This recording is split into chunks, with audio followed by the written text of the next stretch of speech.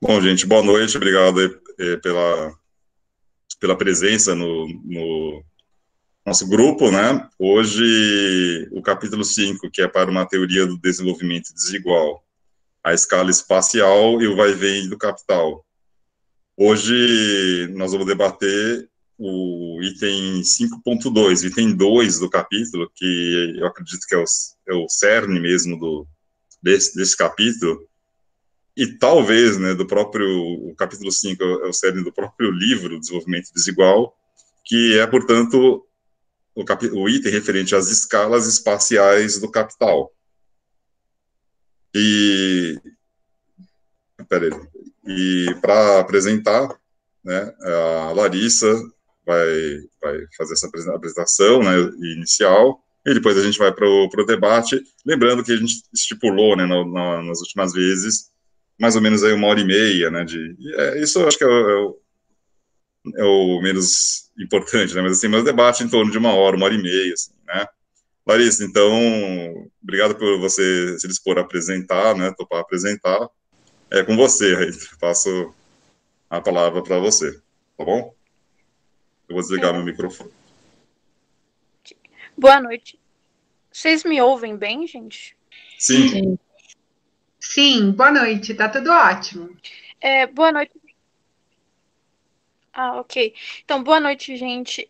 Eu, infelizmente, eu não sei se fica meio ruim para a dinâmica, eu não vou conseguir ligar minha câmera, porque eu tô numa área rural, né? Tô na casa dos meus pais ainda.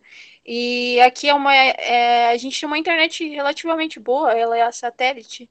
Só que ela não é banda larga. Aí quando acaba a franquia de internet, eles reduzem a velocidade e assim, de certa forma, é um milagre eu estar conseguindo participar da reunião. Espero que não caia em nenhum momento, mas se cair, eu acho que vocês podem continuar a partir do ponto que eu acabei hum, parando e aí eu tento voltar.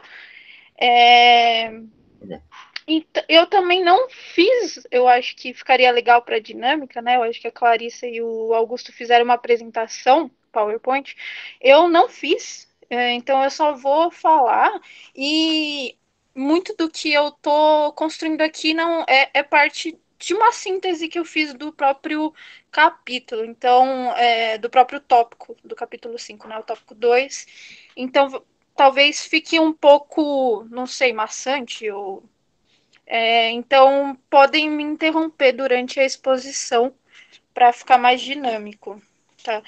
Aí, bom, como o professor Paulo falou, né, eu acho que essa é a questão, o tópico que ele desenvolve, eu acho que espacialmente, né, como que se dá essa dimensão dessa teoria do desenvolvimento desigual que ele vem construindo até então. E bom, eu acho que a gente já teve uma primeira aproximação que ele fez da dialética, da diferenciação e da igualização geográfica. E aí ele coloca lá, lembrando da apresentação do Augusto no começo, que essa dialética, embora ela seja responsável e, em última análise, pelo padrão de desenvolvimento desigual, ela não especifica completamente o processo. Então, essa especificação do processo, ela se dá através dessas escalas que ele desenvolve nesse tópico 2, né?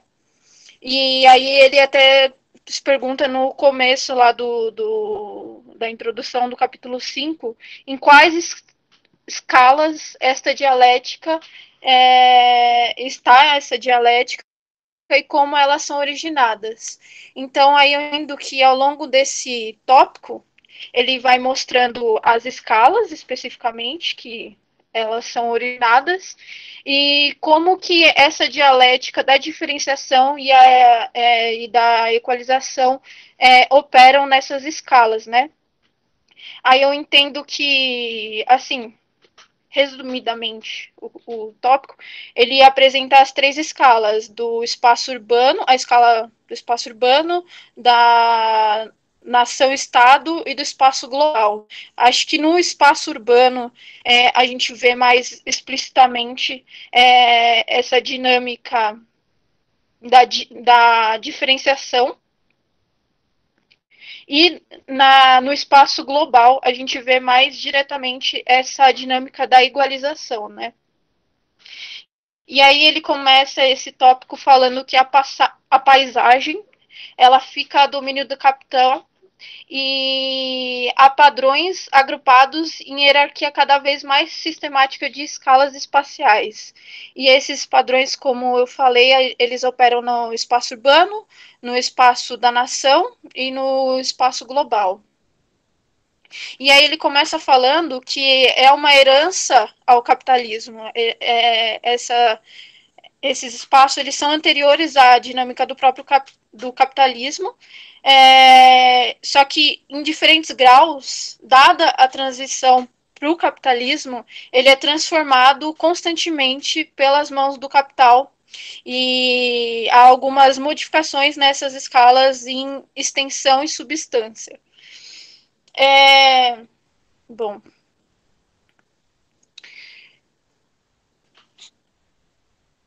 E aí ele vai falar que a diferenciação de espaços absolutos como escalas particulares da atividade social é uma necessidade intrínseca na organização da acumulação capitalista distribuída no espaço. É uma necessidade intrínseca ao capitalismo, né? E aí ele fala que os espaços absolutos são fixos no fluxo mais amplo do espaço relativo. E aí isso seria um fundamento geográfico para essa circulação espacial, circulação e expansão global do valor, né?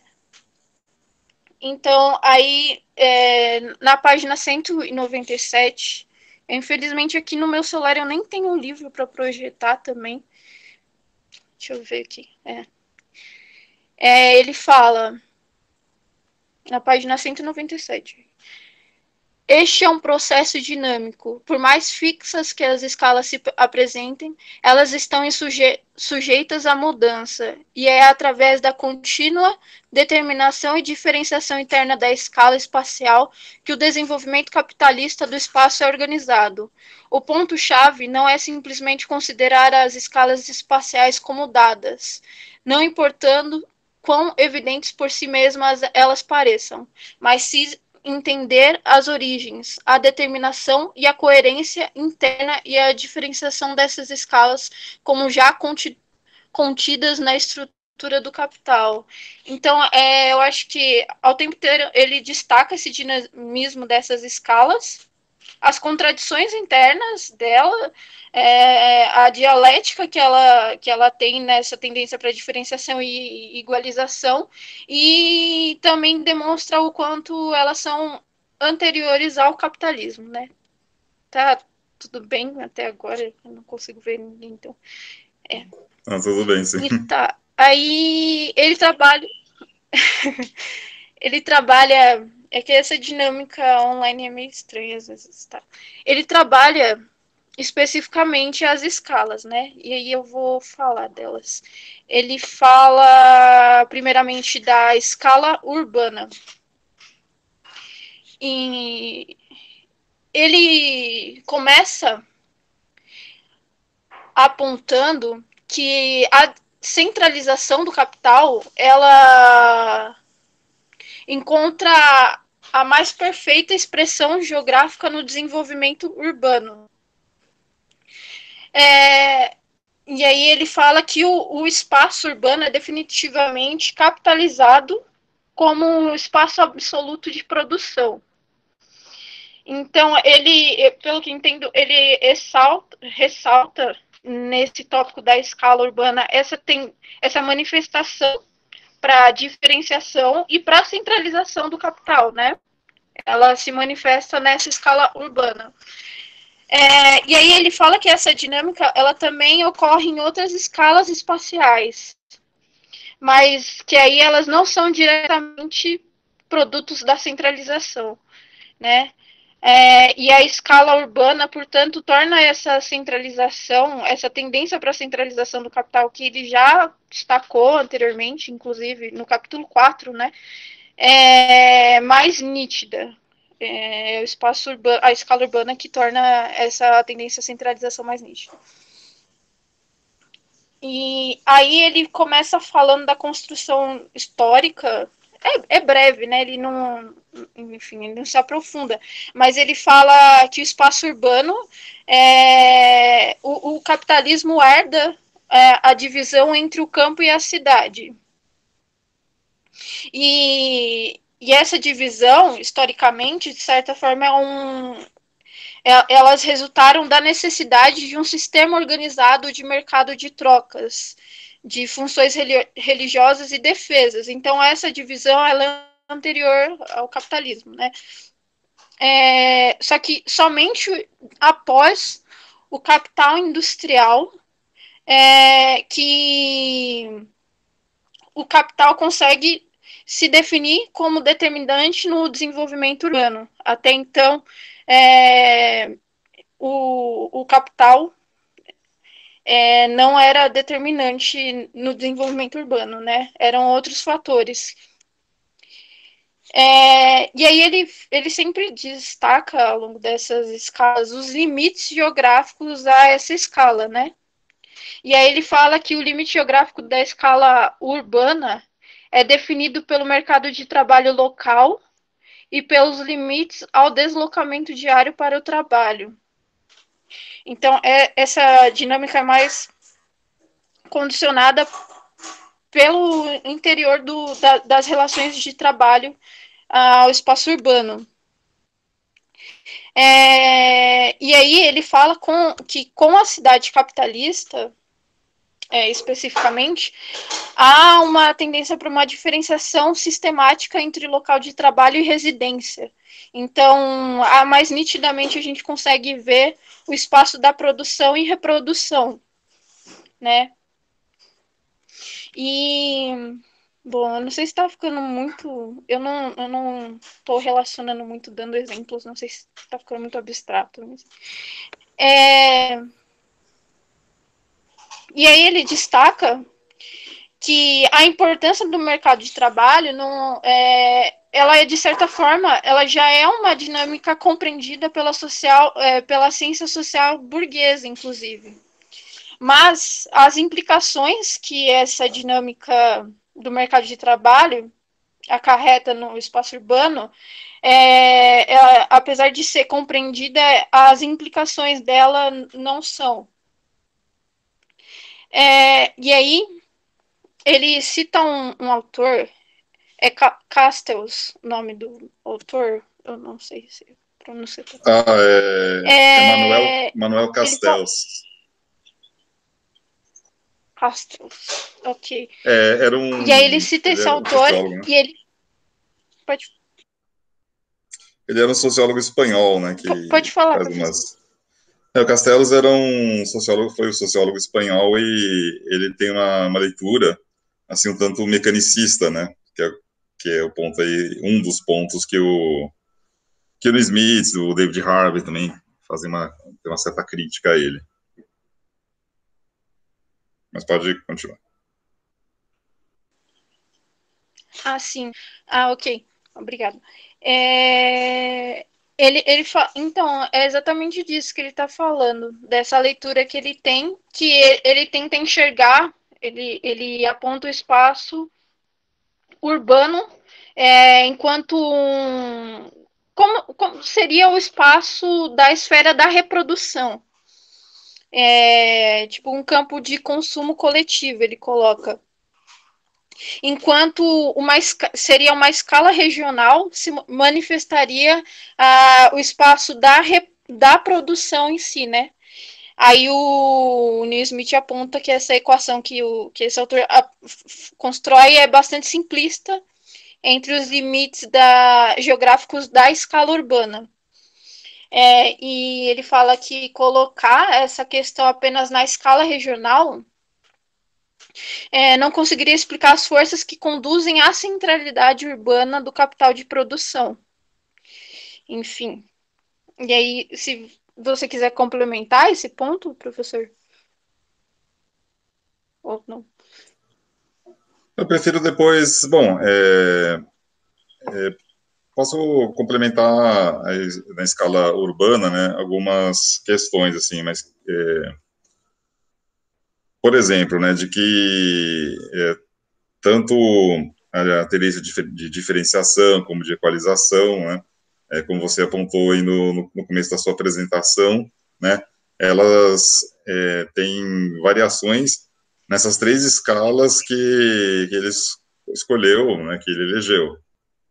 Por exemplo, ele não trabalha com uma escala regional, não é? Eu penso que não é que ele desconsidere a importância regional, da escala regional. E complemento, mas ele considera que na escala urbana, como você apontou, né, você está falando, na escala urbana onde tem a maior expressão, né, do desenvolvimento desigual, e onde ele é mais bem percebido, né? Porém, assim, é numa escala global, né, que estaria a maior dimensão, por exemplo, que para fazer uma ligação aí com o todo com o conjunto, né, do livro, ele está muito preocupado no Smith em falar sobre a questão dessas crises, não só das sempre cíclicas crises do capitalismo, e principalmente a partir aí de lembrar uma coisa importante que eu sempre falo, né? O livro é de mais ou menos 35 anos atrás, né? Acho que muita coisa, muitos materiais foram escritos nos anos 70, então eles estavam diante da crise, a famosa crise do petróleo, né?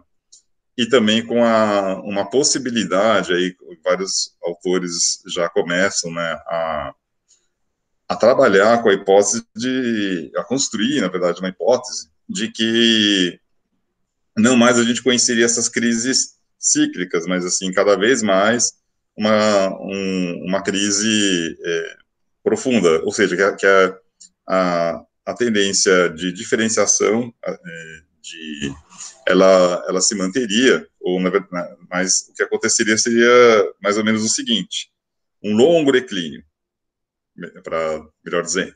E nesse longo declínio, ciclos de ascensão, assim, mas muito efêmeros, e outros de mais duradouros, né, de depressão econômica, né. Bem, e no meio disso tem essa questão da diferenciação, da equalização, e é isso, né, assim, como o Neil Smith, como um geógrafo marxista, ele sempre está preocupado também com a questão, assim, das relações de trabalho, né, e da exploração, né, do trabalho. E nessa escala urbana, eu acho muito interessante essa ideia de que o deslocamento, né, nosso, dos trabalhadores, né, nosso deslocamento vamos dizer, no espaço urbano, local de moradia, local de trabalho, né, enfim, esse deslocamento é uma questão extremamente importante que é isso, assim, de várias teorias, várias concepções teóricas do Smith, dá para trabalhar na escala urbana, por exemplo, nesse aspecto, né? Um aspecto também que ele chama atenção para uma contradição, né? Que a gente vê, assim, depois, se eu falar muito, aí você retoma, Larissa, mas que eu não estou querendo fugir muito, né, da questão das escalas, mas só para a gente lembrar uma coisa, né, que também o próprio Harvey, o Henri Lefebvre também, são autores que estão nos anos 70 falando muito sobre a cidade, né, a justiça social à cidade, por exemplo, direito à cidade. Em que sentido? No sentido também de que essa virada, né, para os anos 70 marcava muito essas questões de repensar a organização da cidade, no sentido de planejamento, de planejar a cidade. Então, eles vão, Harvey, o Smith também, como eu falei, o Lefebvre, o próprio Manuel Castells também, um conjunto de autores, da geografia, da sociologia, alguns da arquitetura também, que estão pensando nisso, qual é o papel, né, da cidade, entre aspas, né, mas também como reorganizá-la, né, como reorganizar melhor esse tecido urbano, ou seja, a cidade que seria o direito à cidade, direito para todos, né? E eles se deparam com isso, assim, que no auge, né, a gente pode dizer um auge do capitalismo anterior, claro, à crise de 73, o que acontecia era o seguinte, assim, havia soluções formais para os problemas urbanos, né? O que quer dizer isso, uma solução formal? Basicamente, pensar num planejamento como um embelezamento das cidades, que é algo muito, não é que a arquitetura sempre se volte para isso, tá? Mas é que é uma marca, assim, muito presente na arquitetura, reordenar, né, o ordenamento urbano da cidade. E, claro, eles vão criticar muito, né, esse formalismo, né? Por exemplo, Harvey vai considerar que é a cidade pensada para o capital e também no sentido político, a cidade assim mais liberal, né? No sentido político. E claro, né, que onde se quer chegar, né, numa concepção, né, de organização urbana ou de planejamento que não que levasse em conta isso e não o que acontecia desde então, né, que é a questão da especulação imobiliária. Em resumo, é isso, assim, essa grande contradição entre essas pressões de desigualdade no urbano e essa contradição com o planejamento e também, né, um terceiro elemento aí, a especulação imobiliária.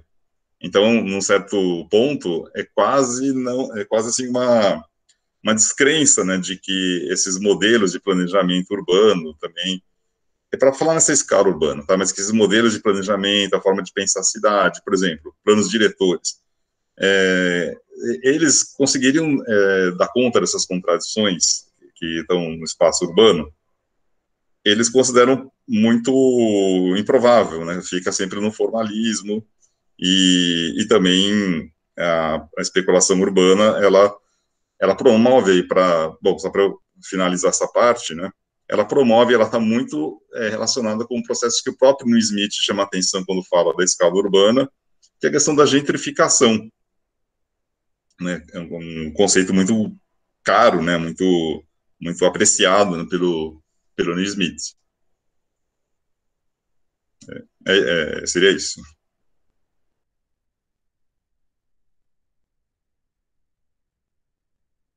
Assim, legal. Então, eu fiquei pensando nessas questões enquanto eu lia, que essa escala urbana todas as escalas, né, diretamente elas nos afetam e elas estão no interior da dinâmica capitalista, mas a escala urbana que está diretamente, a gente consegue aprender a dinâmica dela, né, e como ela se manifesta mais na nossa realidade individual, assim. Então, a gente também consegue entender a fragilidade que tem essas constituições, enfim. E acho que o Augusto fez uma pergunta, mas aí eu vou retomar e a gente já pode continuar a discussão. E aí eu acho que o professor até já falou da importância que ele dá para essa dinâmica das relações de trabalho, né? E aí ele fala que há limites geográficos ao mercado diário, ao mercado de trabalho diários, e eles expressam os limites e a integração espacial na escala urbana. Aí ele destaca dois processos que eu anotei aqui onde esse espaço urbano ele se torna super estendido, surge a ameaça de fragmentação e desequilíbrio na universalização do trabalho abstrato. E aí ele destaca também o segundo processo, que é onde são restritos geograficamente, comparativamente limitada e a oportunidade surge da estagnação prematura no desenvolvimento das forças produtivas. Então, o que eu entendo é que há necessidade intrínseca dessa escala urbana de uma certa coesão para ela não perder os encaminhamentos necessários para estar em conluio com a acumulação capitalista, né? Eu não sei se é Sim, é isso mesmo. Quer exatamente dizer, isso, mas hum, pode falar. é isso mesmo, assim, essa questão assim de uma própria escala, né? Porque a escala não é dada cartograficamente e nem é dada a priori, né? Então tem um limite nessas relações, né? Capitalistas ou vou falar assim, numa mancha urbana muito grande, e o contrário também. E aí, só para acrescentar uma coisa, estava falando sobre planejamento e ordenamento urbano, existe uma concepção assim, muito formalista também de ordenamento urbano, que tentaria privilegiar o quê? Né? Privilegiar uma concentração, literalmente mesmo, uma concentração e uma densidade demográfica, quer dizer, a cidade muito concentrada, né, que seria assim um ideal. Quer dizer, tudo isso são meros modelos assim muito formais, né, que não apenas eles não dão conta, né, da realidade, mas eles não dão conta de, não vou dizer exatamente resolver, mas amenizar certas questões. Por exemplo, Augusto está falando da gentrificação, né. Bem, a gentrificação, se a gente vai pensar que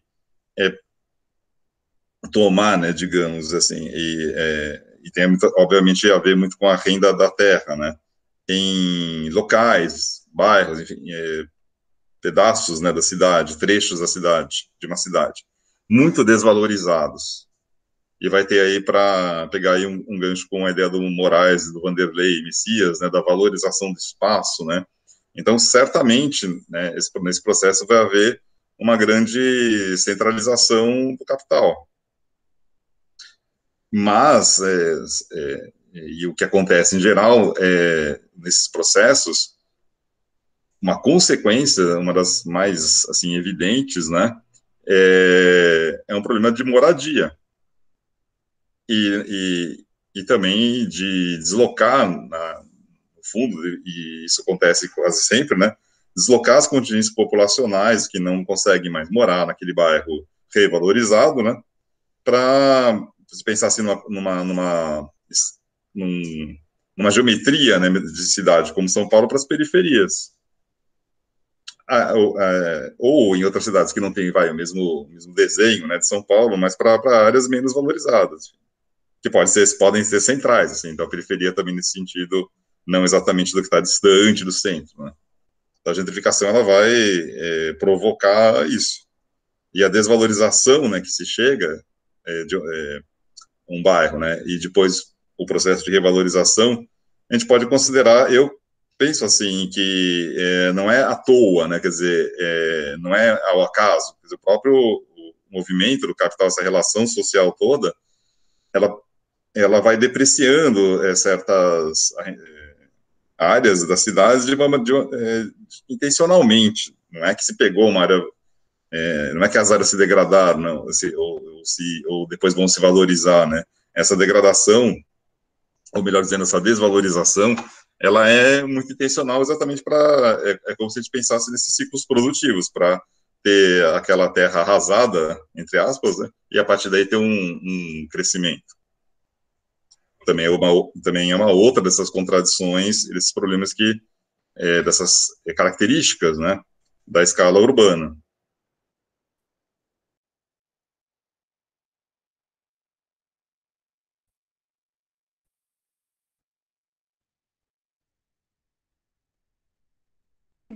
Acho que exatamente dialogando com isso, com essa lógica do planejamento urbano, e ele fala também do sistema da renda do solo, né? Que ela tenta nivelar o espaço urbano à dimensão do valor de troca, né?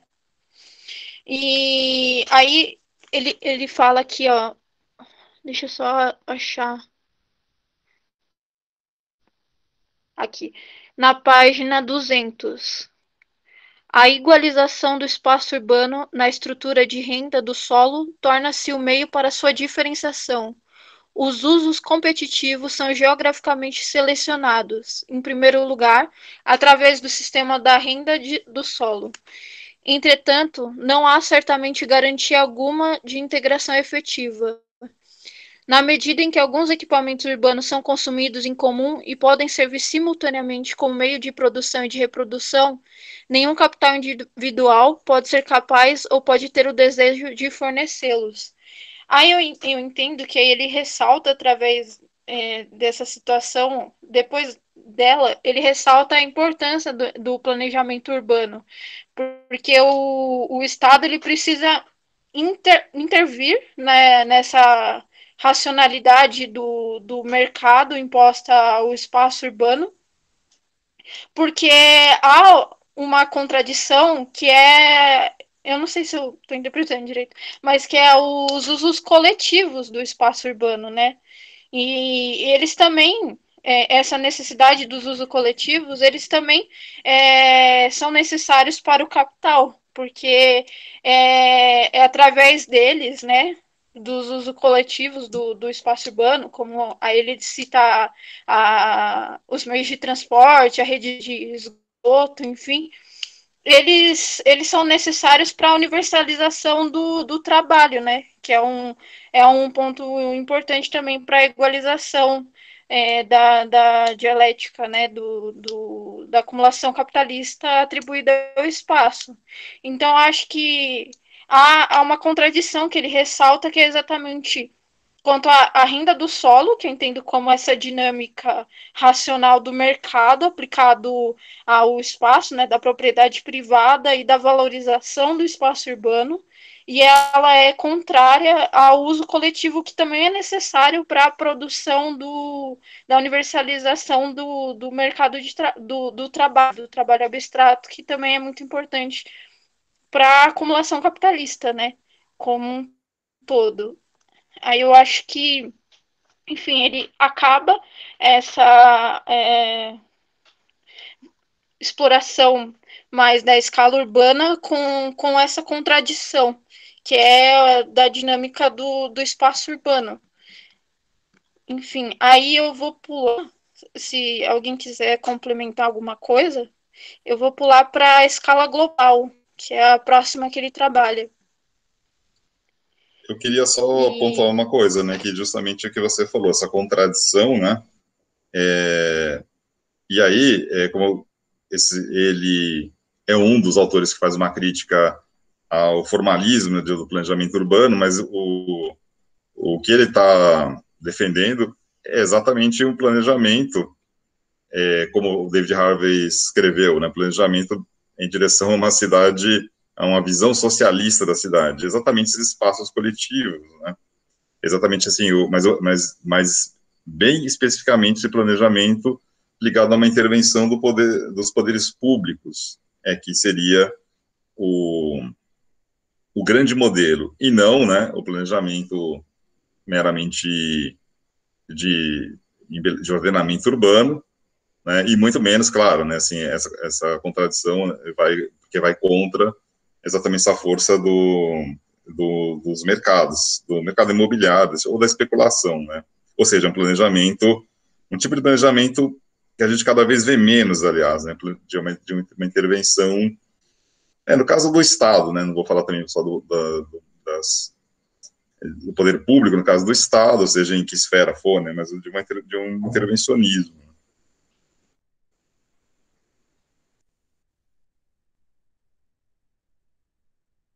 Isso. Aí eu vou pular para escala global e depois a gente pode continuar discutindo esses pontos, né? Que eu acho que eles são bem interessantes para a discussão. E aí, na escala global, eu acho que ele aponta mais nessa dialética de diferenciação e igualização, quanto à escala global, ela está mais associada, né, à tendência para a igualização, né? E aí ele começa fazendo um destaque de que o espaço absoluto da propriedade privada representa o limite inferior ao espaço global. E aí ele fala que os limites geográficos do espaço global, eles são pré-fixados. E eu achei interessante até que ele fala que... Deixa eu ver aqui. Dos limites dessa escala global, e ele fala... Ele descarta o espaço não terrestre. E, enfim, é para mostrar a força, acho que, de alcance, né, do, da, da acumulação capitalista e dessa dinâmica, né, atribuída ao espaço. Aí ele fala que o capitalismo, ele sempre destaca, né, essa herança pré-capitalista, e ele fala que o capitalismo herda a escala global na forma de mercado mundial.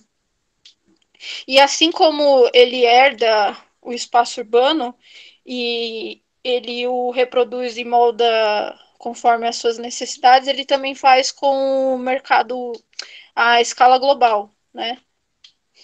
E aí ele destaca a importância da acumulação primitiva do espaço e como essa acumulação primitiva, né, ela contribuiu para transformar a geografia do feudalismo à geografia definitivamente do capitalismo, né?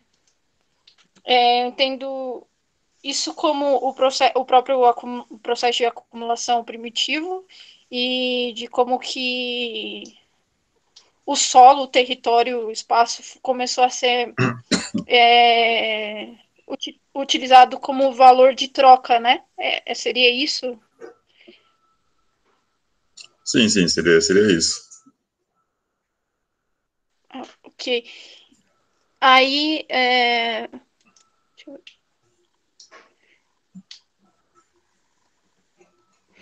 tá. Aí eu parei nessa parte. E aí ele fala que o mundo da troca, que é inclusive pré-capitalista, ele transformou-se numa economia mundial baseada na universalização do trabalho assalariado. E ele encontra a sua integração espacial através da lei do valor, né? E aí ele ressalta também aquilo que eu disse anteriormente, que se a escala urbana ela é uma tendência para o desequilíbrio, a escala global é uma tendência para a igualização, né? E aí ele fala que ela é manifestada através da busca por reduzir a força de trabalho do mundo à condição de uma mercadoria. E há uma busca contínua para destruir todas as fissuras dos sistemas pré-capitalistas que ele encontra, né? E, enfim, capitalizar todas as relações de trabalho. Eu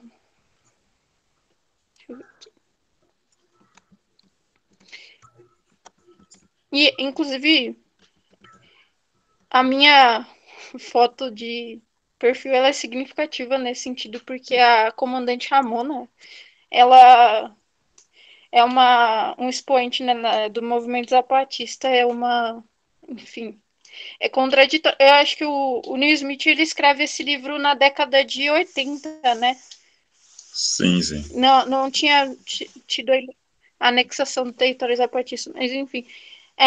Aí ele fala que a escala é uma necessidade intrínseca ao capital, né? E ela define o nível das relações de produção e ela é um produto específico de uma classe, que é a classe que detém os meios de produção, é a classe do capitalismo. Ou seja, ela encontra essa igualização na escala global como um constante meio com todos os padrões que eles conseguem elencar para universalizar a lei do valor e busca constantemente preencher o conteúdo político e econômico do espaço absoluto ela herda, né? E aí ele destaca a importância histórica do colonialismo para, enfim, para essa tendência de igualização e anexar o espaço absoluto. E aí ele fala que o colonialismo serviu como um tipo de fixo espacial exterior. E esse fixo, ele foi meio que uma maneira transitória do espaço geográfico. É bem complexa essa parte. Ele fala do espaço geográfico exterior negar a sua exterioridade. E meio que o colonialismo possibilitou o capitalismo criar mecanismos universais que legitimam a necessidade de desenvolvimento do subdesenvolvimento, né? Ou seja, essa dinâmica está no interior da questão mesmo do desenvolvimento desigual. E aí ele fala que se essa escala ela caminha para a igualização, tem um eixo de diferenciação no interior dela, que é a determinação diferencial do valor da força de trabalho e o padrão geográfico dos salários, que é... E aí eu não entendo muito bem, porque ele fala que essa dinâmica, ela não é uma transferência automática do mundo colonial, né? Mas o capitalismo se utiliza dela, só que ele... Só um momentinho. Eu posso nós não continuar, né? Mas assim, fazer um comentário. Pode sim. Bem, então, nesse sentido de que desenvolver o subdesenvolvimento, né? E você falou, por exemplo, são aspectos bem importantes, como essa questão dos salários, né? Que tem uma tendência, vamos dizer, equalizadora, né? Ou tendência para igualização, tá, entre outras coisas, né? Ela tá na própria ideia do trabalho, de uma universalização, né? Do trabalho assalariado, mas tem essa diferenciação geográfica, sim, isso é bem perceptível. Quer dizer, assim, os salários, a gente está falando de uma escala de Estado-nação, né? Então, claro que tem diferenças internas e que aí é caso a caso, e a obra do Smith, ela propõe ele está teorizando, né? Não está pegando exemplos específicos, né? Mas sempre existe, assim, né, essa característica de diferença de salários, né? Bem, esse padrão, né, do mundo subdesenvolvido, né, em que o capitalismo vai, aos poucos, capitalizando, né, outros modos de produção, né? O que ele quer dizer nesse ponto, depois eu volto também nessa questão da capitalização, né? Mas que não necessariamente os padrões assim, coloniais, né, são aqueles dos países subdesenvolvidos, né, são bastante diferentes, até porque, num contexto assim, histórico, o colonialismo, ele está numa outra, contemporâneo uma outra etapa, né, é uma outra etapa do modo de produção.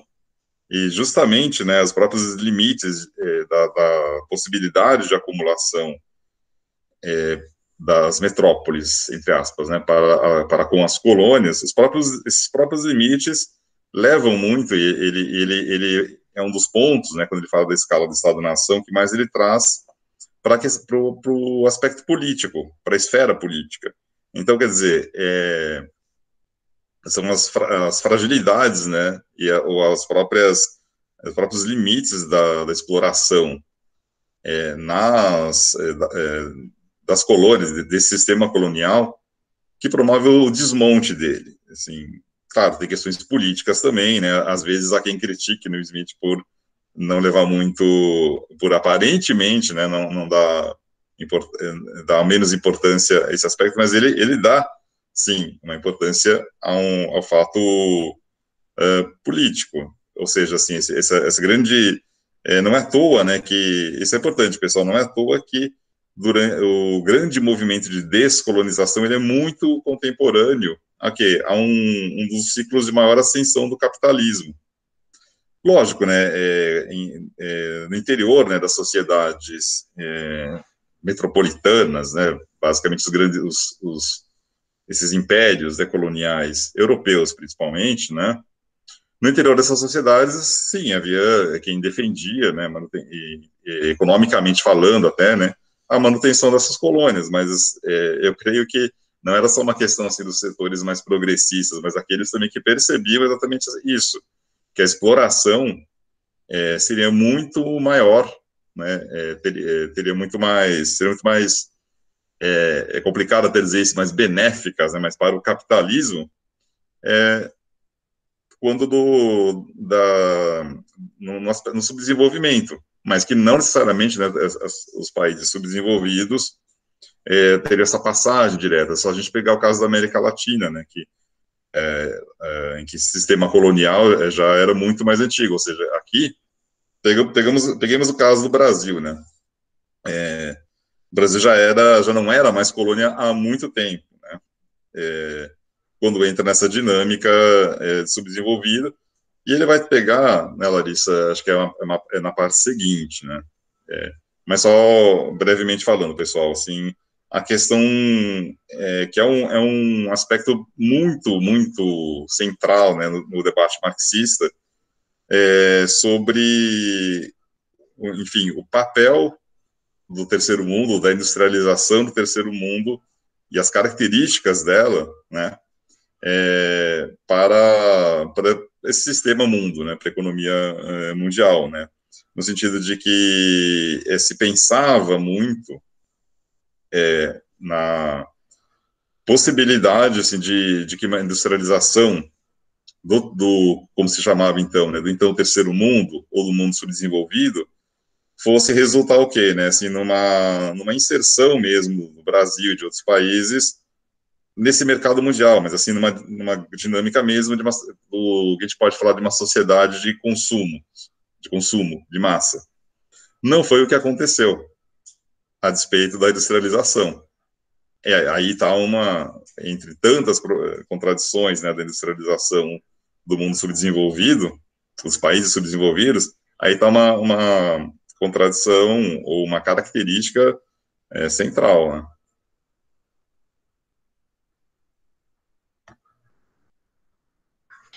É exatamente isso que ele coloca posteriormente, né? Isso que você abordou. Eu não tinha entendido muito bem, eu não entendia muito bem essa herança, essa relação com o colonialismo. Eu entendi melhor agora, ainda estava meio abstrato para mim. Mas é exatamente isso, né? Eu acho que o que você falou é a contradição que ele coloca entre meios de acumulação e as condições necessárias para a acumulação, né? Porque ele fala que os capitais desenvolvidos e que já são centralizados, eles devem procurar constantemente elementos físicos da produção, tipo os valores de uso, né? Mas eles devem ir em cada vez mais fontes mais baratas desses elementos naturais. E aí ele fala que ao expandir essa busca, né, pela mais-valia relativa, o capital transforma os espaços exteriores, os espaços subdesenvolvidos, em espaços de produção e acumulação, né? Mas há a problemática da crise da superacumulação. Então, ele também tem a necessidade de criar locais de consumo. E aí fica meio que nessa contradição entre meios de acumulação e as condições necessárias para a acumulação, né? E, E para o Neil Smith, essa contradição ela tem contornos geográficos definidos, assim, né? Que eu acho que é a dinâmica entre o desenvolvimento desigual, né? E como ela se manifesta. Enfim. Aí eu vou passar para escala da nação, só para concluir rapidamente e a gente discutir. Aí ele fala da escala da nação-estado. E a escala da nação-estado, pelo que eu entendi, ela é mais complexo de definir. Ele não sei se ele define se ela tá. Porque, pelo que eu entendi, ele trabalha muito com essa dialética da diferenciação e da igualização, né? Então ele está buscando enxergar como que elas se manifestam nessas escalas. E na escala da nação é mais difícil de definir, porque ele fala que é um produto menos direto dessa dialética. E ele fala que a produção dessa escala ele vem da circulação de capital, da imposição da competição entre diferentes capitais do mercado mundial. E aí ele fala novamente da imobilidade, ele já trabalhou isso anteriormente, da imobilidade do capital produtivo na paisagem. Aí ele fala que a peculiaridade desse capital imóvel é que para a produção da mais-valia relativa, ele deve ser defendido contra outros capitais. E nessa escala da nação se manifesta melhor a necessidade de criar bases infraestruturais, tipo lei de comércio, a regulamentação da reprodução da força de trabalho, apoio para o dinheiro local, e o Estado, ele é o órgão, a instituição que deve se desenvolver para cumprir essa tarefa. E eu acho que, de certa forma, isso é uma dinâmica que não está sempre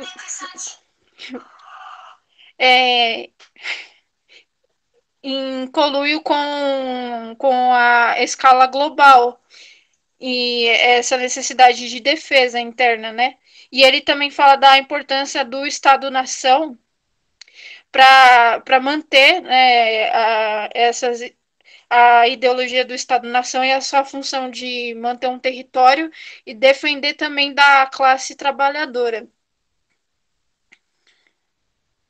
E aí ele fala que a extensão geográfica do Estado-nação é restringida pela necessidade de controlar um mercado amplo para o trabalho e, ao mesmo tempo, fomentar a acumulação.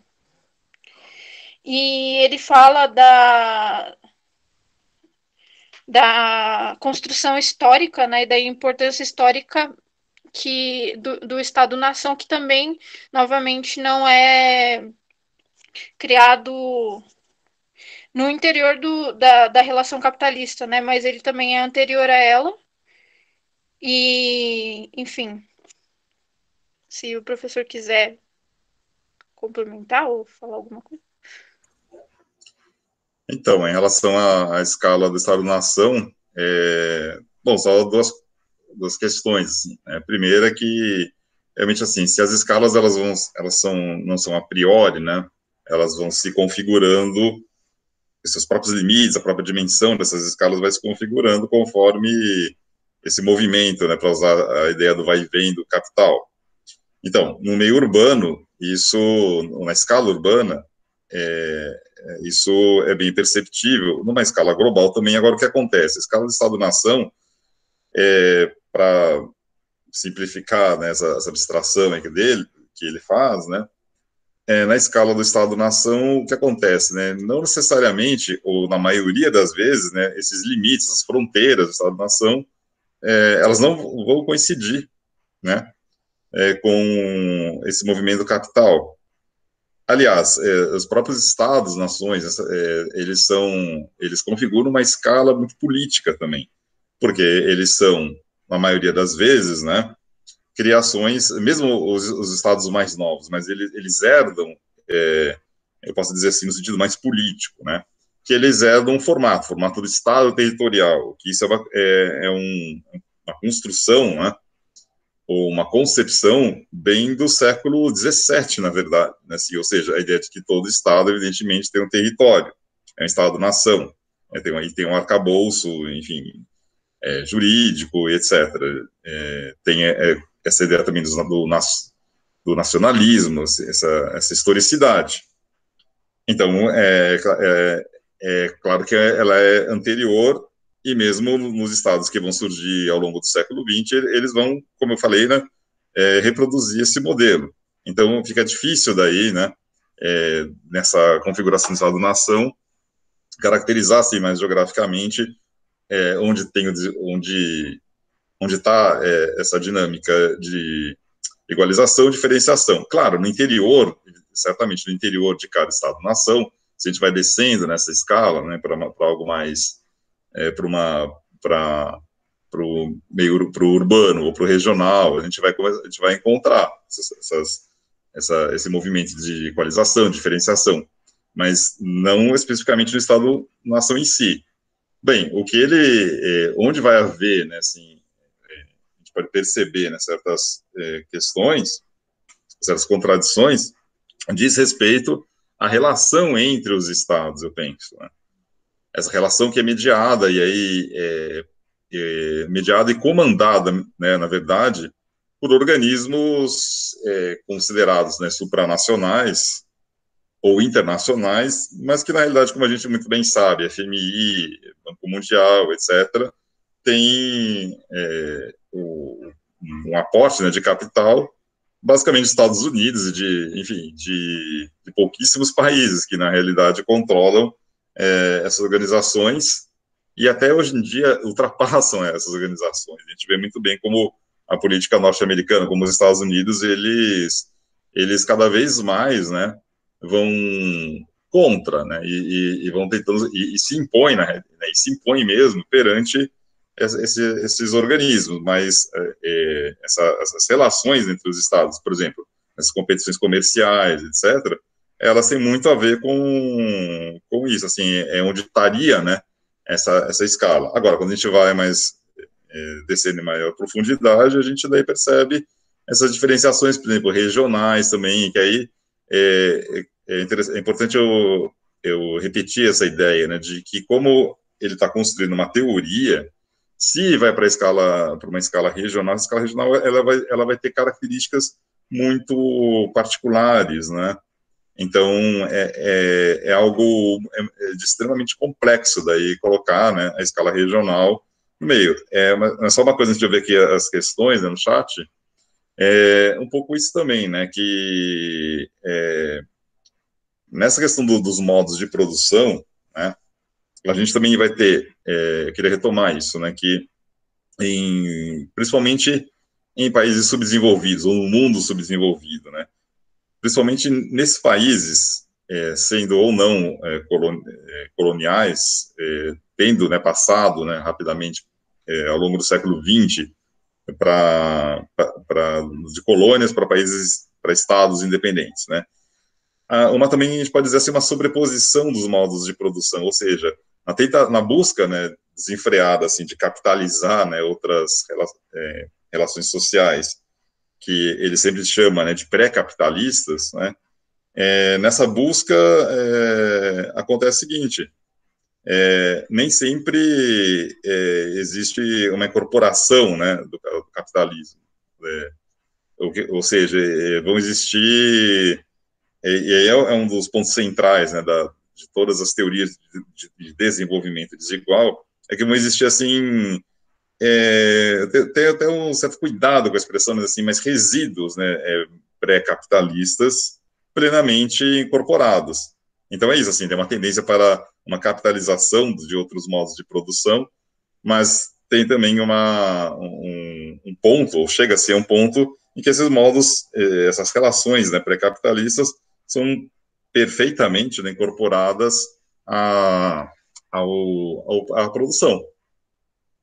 isso eu penso, né, muito perceptível nos países subdesenvolvidos, né, mas talvez, né, em realidades de países desenvolvidos isso possa ser notado, né, mas é uma questão aí de a gente analisar, seria uma questão de analisar caso a caso, né.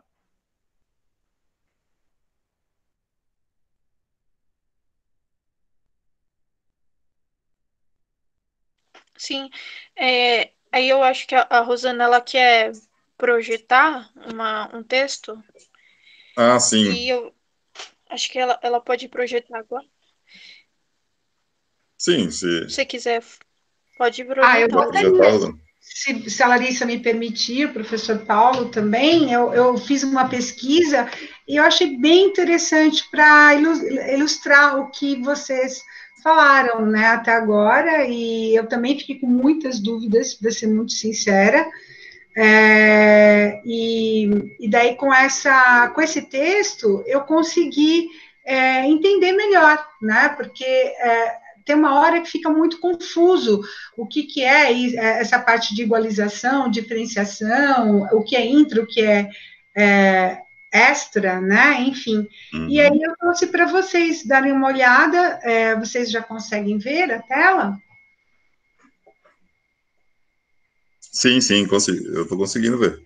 Perfeito. Então, é isso. Ele fez, esse autor, ele fez uma descrição das escalas e essa síntese. Eu achei bem interessante, mas até trouxe, porque aí você, professor, tem um olhar muito mais pungente, né, de análise crítica. Eu não sei dizer, né, se realmente ele usaria, mas pela leitura que eu fiz, eu gostei bastante, achei bem tranquilo para a gente entender o que seriam as escalas, né, os resumos das escalas urbana global de Estado-nação. E o que me interessou também, que eu achei bem interessante, foi ele falar que ele aponta a produção da natureza e do espaço como resultados da articulação dos modos de produção, produtos do desenvolvimento e dos limites do capital na igualização, gerando a diferenciação. Daí que foi cair a ficha, porque até então eu não estava entendendo. Aí eu queria que vocês comentassem, por gentileza, o que vocês acham.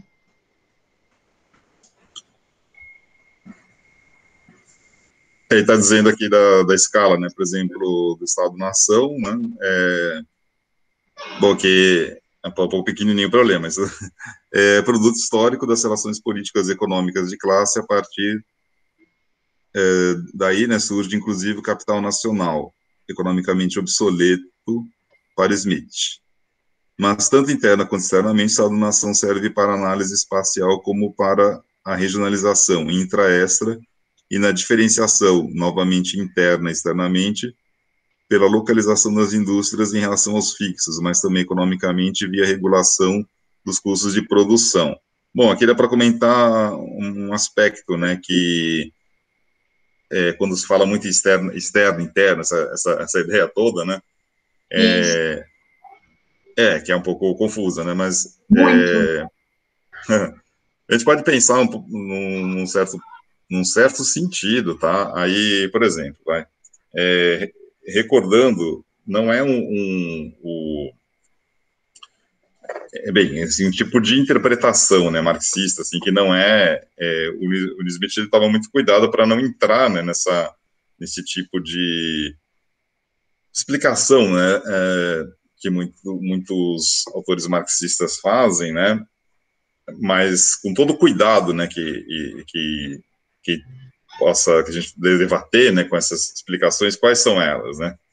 A ideia, assim, de que as economias nacionais, que ele mesmo fala, né, que esse capital nacional, né, é algo obsoleto, né, e certamente, né, mas que as economias nacionais, elas do Estado-nação, nessa escala, muitas vezes existe uma ideia de um polo externo e de um polo interno. É muito, assim, esquemático esse modelo, tá? Por exemplo, ele é muito o Inácio Rangel, né, um grande economista brasileiro, trabalhava dessa forma. Ele é um marxista histórico, assim, né? a ideia de que, por exemplo, o Brasil teria um polo externo, né, e esse polo externo é o quê, né, é como a economia brasileira se relacionaria, assim, essa relação, né, da economia brasileira para fora, principalmente polo externo, e esse polo externo teria características talvez mais, não apenas mais modernas, mas um capitalismo mais arrojado, e que teria um polo interno, né, que a gente pode pensar, né, dentro dessa própria ideia do New Smith, um polo interno que poderia ser, talvez, caracterizado por essa, eu diria assim, essa sobreposição, né, dos modos de produção. Ou seja, né, nessa fusão, se a gente pode falar assim, do modo de produção capitalista com formas... Então, Inácio Rangel falava de formas feudais. Eu não acho apropriado, tá? Mas de modos de produção ou de relações de produção com características pré-capitalistas, por exemplo, muito marcadas. Aí no caso do Brasil, é importante a gente pensar se não é aquele país que faz a transição, né, no século XX, de colônia para um país subdesenvolvido, mas a gente sabe muito bem que e aí é interessante, né, também explorar um aspecto, né, o peso que tem em muitos aspectos, evidentemente, a escravidão, um país passado escravocrata, que traz, né, assim, não somente nas relações econômicas, mas nas relações, principalmente, né, no caso, né, sociais, esse peso. Então, muita essa ideia, né, e o Rangel, ele fazia até uma outra, ele fez, no momento, meio que um aprimoramento da teoria dele, dizendo que havia, vejam só, um lado externo do polo externo, um lado externo do polo interno. O melhor, não, na verdade, esse polo externo teria um lado de fora e um lado de dentro. O polo interno também teria um lado de fora e um lado de dentro. Para isso não ser tão confuso, né, e realmente né, nessa análise do Rangel, é um pouco essa forma de pensar, que ela tem um lado certamente muito esquemático, né, existe uma forma mais arrojada, um capitalismo mais, entre aspas, desenvolvido, né, para fora, e para dentro as relações mais atrasadas, entre aspas, como dizia. O Rangel é um cara que escreve meio nos anos 50, né, então tem muito esse lance do atraso, né, e o Smith não trabalha com esse tipo de esquematismo, né, de esquemática, mas ele considera que tem uma característica parecida com isso, só que a gente não pode transformá-la num modelo explicativo, né? Eu concordo nesse sentido, mas você vê, é complexo, bastante complexo, quando a gente fala desses polos internos e externos, como você mencionou, né, professor? É muito complexo de entender qual é o papel da escala do Estado-nação. Mas por esse resumo e pelo que você complementou agora, eu consegui, pelo menos, vislumbrar qual era essa diferenciação, o que significa esse intra e esse extra, né, que seria mais ou menos os polos, como você falou que o Rangel colocou. É isso mesmo? E assim, mas muito esquematicamente, mas essa ideia. É claro, né, que também, assim, a gente está falando de uma questão de escala geográfica, né?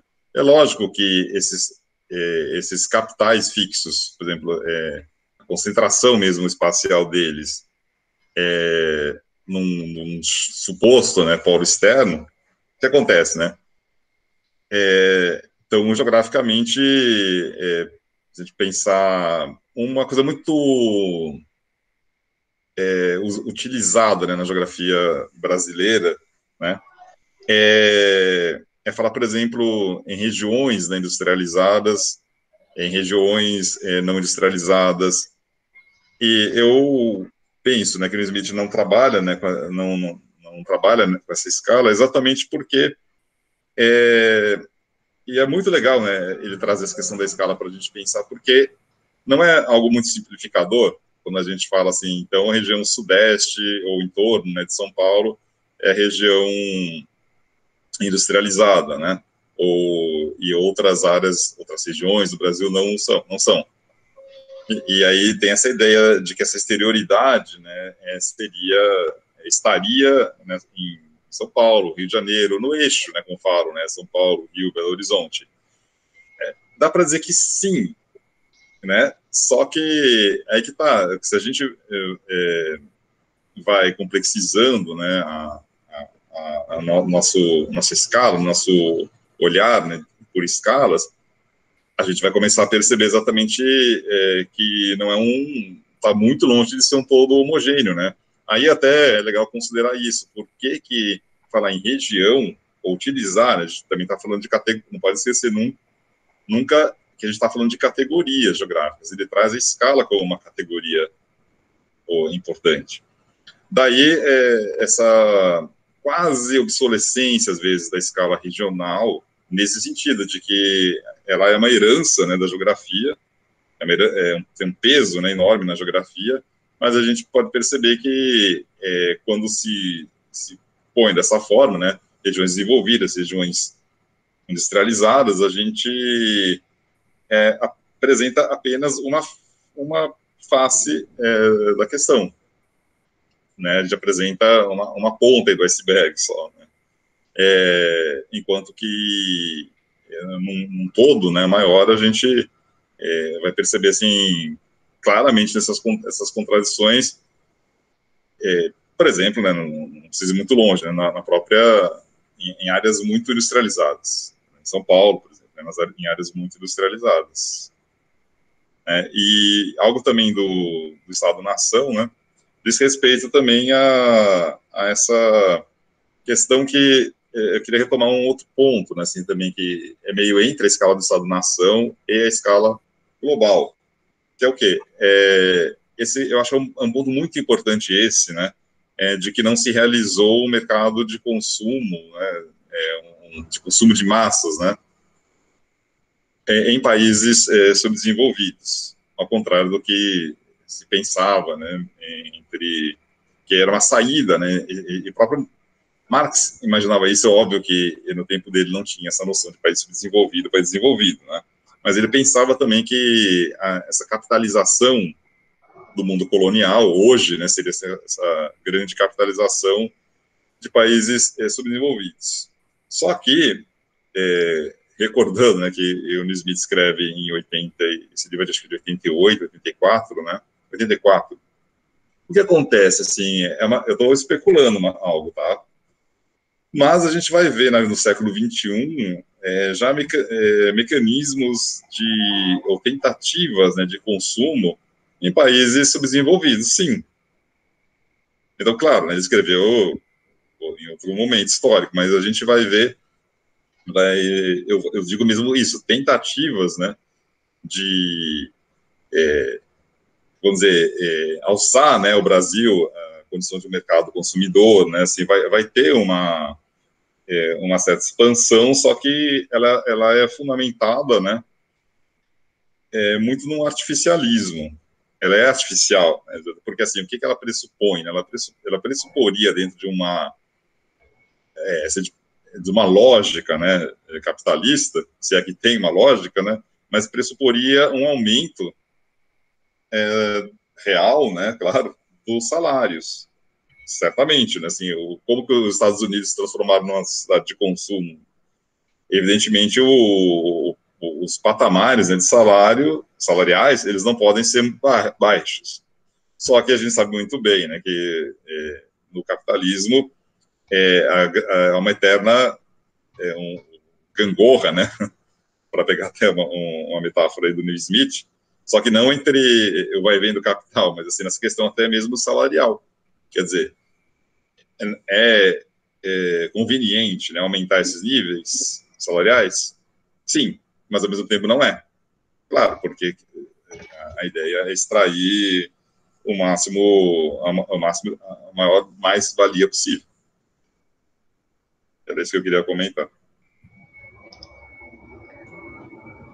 Eu agradeço, professor, por você ter comentado, perdão, queria até pedir desculpas para vocês, porque eu vou ter que dar aula agora, eu entro em aula daqui a 5 minutos, eu tenho uma aluna marcada, hoje excepcionalmente, porque ontem eu estava sem internet, e aí eu peço perdão por estar deixando vocês assim tão abruptamente, eu achei que talvez desse tempo, mas infelizmente a discussão ainda demoraria mais, né, muito mais, daria pano para manga aí.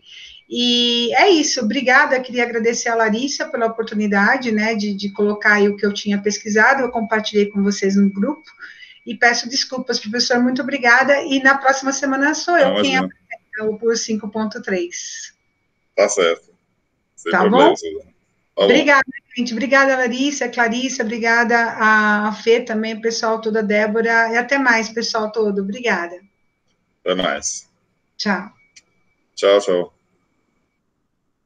Então, nesse ponto é isso, né? Para fechar, essa ideia também de que os níveis salariais, se tem essa, na escala, né, global, essa característica, né, de diferenciação, né, e também de equalização, tem numa escala nacional também, e também na escala urbana, né?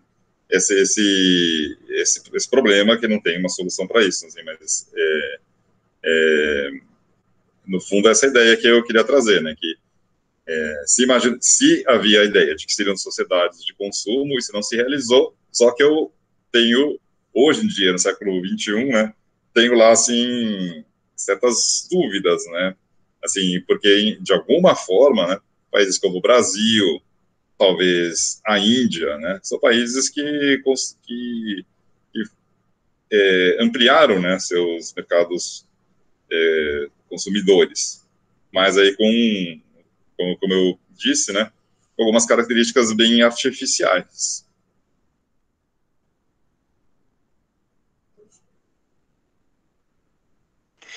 Eu acho que essa artificialidade estaria até na necessidade desse processo no interior da acumulação do capital, né? Que é tipo a relação entre o capital constante e o capital variável, né?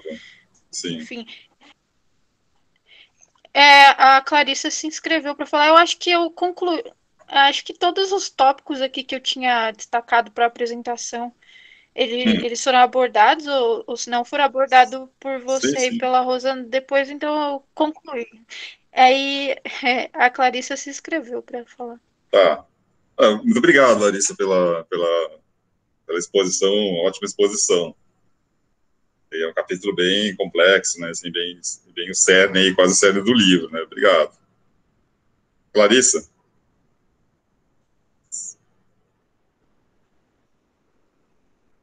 Oi. Oi.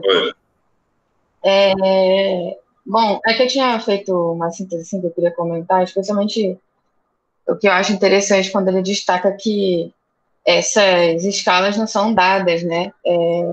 E elas são, e a importância de entender essas origens e tal, o que leva a essa diferenciação, igualização, etc. Que faz parte de uma dialética e tal. E aí ele tenta fazer na tentativa de fazer essa ideia nas 3 escalas da igualização e diferenciação, né? Quando eu falo da escala urbana, por exemplo, me parece que ele sempre coloca que é importante entender justamente essa expansão da esfera geográfica de área de trabalho abstrato, né? Tem a ver com os valores de troca. Então, enquanto, por exemplo, a igualização ela tem mais relação com a localização nas unidades do mercado de trabalho, ou seja, onde as pessoas vão trabalhar, a diferenciação justamente acontece quando fala sobre as expansões urbanas, que dele vai falar sobre o deslocamento de trabalho. Então, ao mesmo tempo que um determinado lugar, para o setor produtivo e tal, há naquele lugar uma tendência à igualização, justamente os diferentes lugares e oriundos, e aí entra também transporte coletivo, esgoto, planejamento urbano, etc., é isso que vai tornar justamente a diferenciação. Então, essa que é a dialética dentro da escala urbana, que eu entendi. Né? E aí, quando vai para a escala global, ele fala que é o próprio capitalismo que cria, né? E ele diz que essa tendência à igualização é justamente, acho que o Paulo comentou anteriormente, assim, essa questão do assalariado, né? Então, há uma tendência de igualização nesse assalariado. Ou seja, que o mercado se baseia baseado nessa troca, transformou essa economia mundial baseada nessa produção, dessa universalidade do trabalho assalariado. E aí, se ele diz, né, se essa igualização, se ela resulta de uma tendência da relação dessa assalariada, o outro eixo do que seria a diferenciação seria justamente o padrão geográfico dos salários a serem efetuados. Então, quer dizer, se uma igualização é que praticamente os lugares têm uma tendência a ter trabalhos assalariados, mas essa diferenciação de salários, valores que cada pessoa vai receber em cada país, nessa escala global, em cada lugar, é o que vai dar a diferenciação. Aí no Estado-nação é que ele fica meio confuso, porque parece que ele não fecha a coisa, né? E ele vai trazer justamente que esses limites são mais complexos, porque eles têm... Essa escala já foi predeterminada anteriormente, tem uma relação com acordos históricos, com compromissos, com guerras. Então, e aí ele vai dizer que tem um impulso, a direção da universalidade sobre o capitalismo traz uma limitada igualização das condições de desenvolvimento. Ele vai produzir escalas distintas e tal. Mas ele só pode ser realizado essa agora diferenciação e por conta da rediferenciação do espaço relativo. Então, ele vai trazer essa igualização dentro do espaço absoluto e a diferenciação dentro do espaço relativo. E de novo, ele faz essa dialética, essas escalas não são fixas, elas se desenvolvem, né, dentro do desenvolvimento do próprio capital.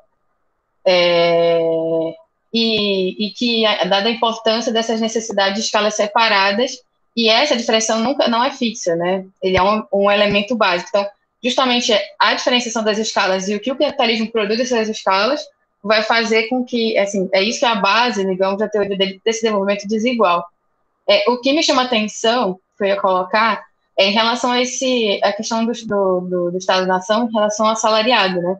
E, por exemplo, a época que ele escreve uma tendência para o assalariado, mas se a gente pensar hoje, a tendência da igualização já está quase que numa uberização, porque o que está ficando moderno nessa competitividade não é mais o assalariado, mas sim o trabalhador teoricamente independente e tal, que faz a própria aula, que já não tem mais, tanto que na época da discussão sobre a reforma trabalhista, era justamente isso que se falava, a gente precisa modernizar as relações de trabalho, modernizar as condições de trabalho.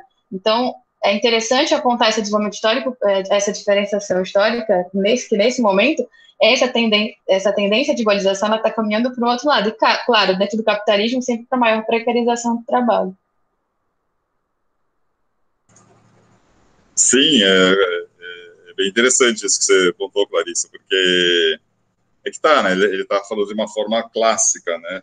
De trabalho assalariado, e se também, né, como eu falei, né, a gente hoje pode pensar, será que os países subdesenvolvidos, alguns deles atingiram esse nível de sociedades de consumo, como atingiram, etc., também as relações de trabalho acabam sendo mais complexas, né, do que essa relação mais, como eu falei, mais clássica, né, do assalariado, né?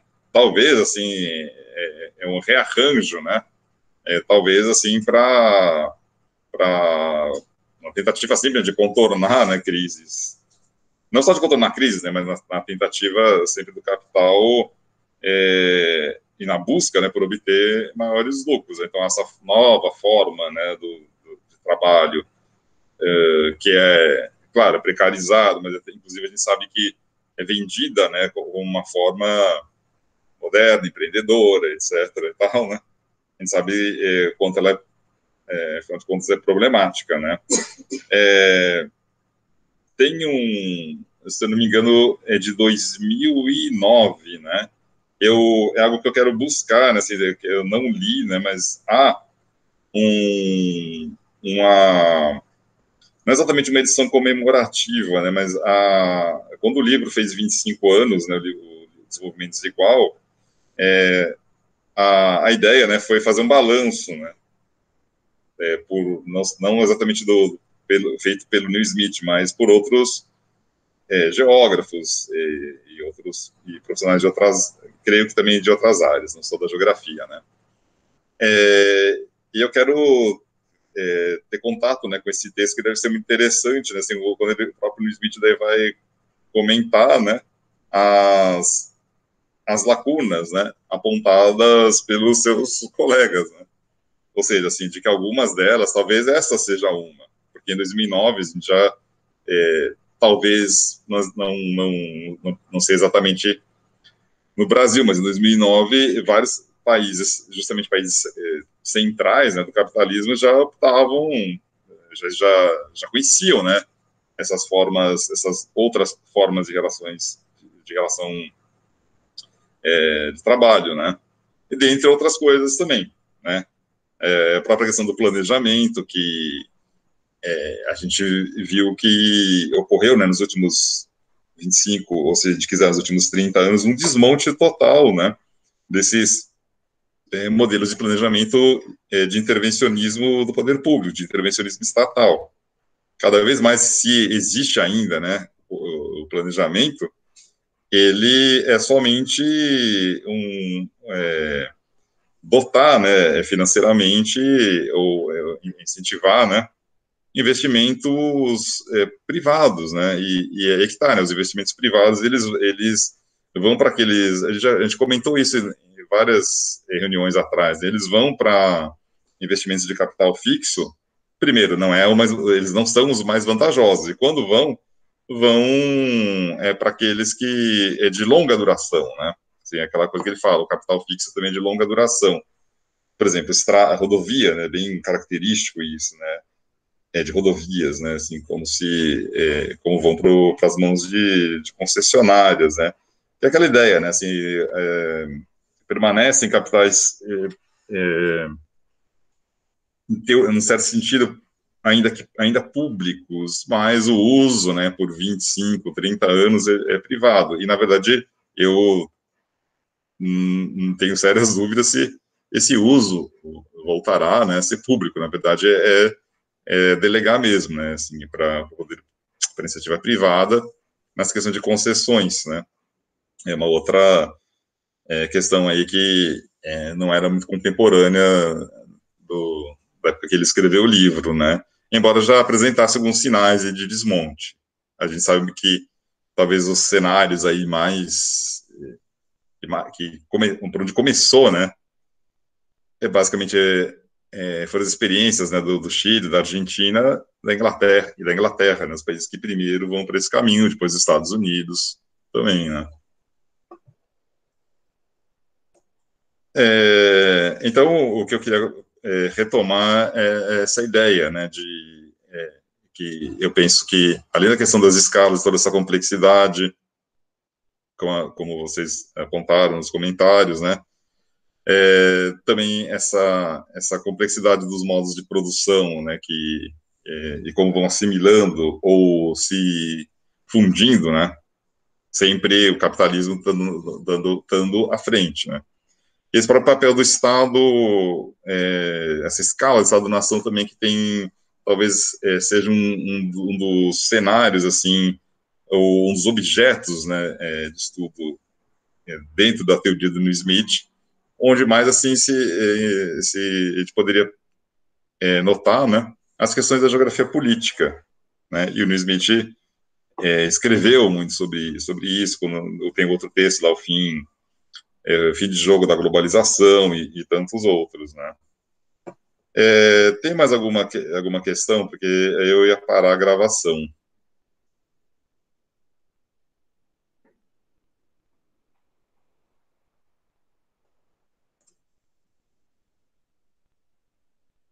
Tá, então vou fechar aqui, interromper a gravação. E, bom, antes de fechar a gravação, eu quero agradecer a vocês pela participação, como sempre, né? E muito obrigado aí, Larissa, pela sua apresentação, tá? Eu vou finalizar a gravação, mas eu continuo aqui.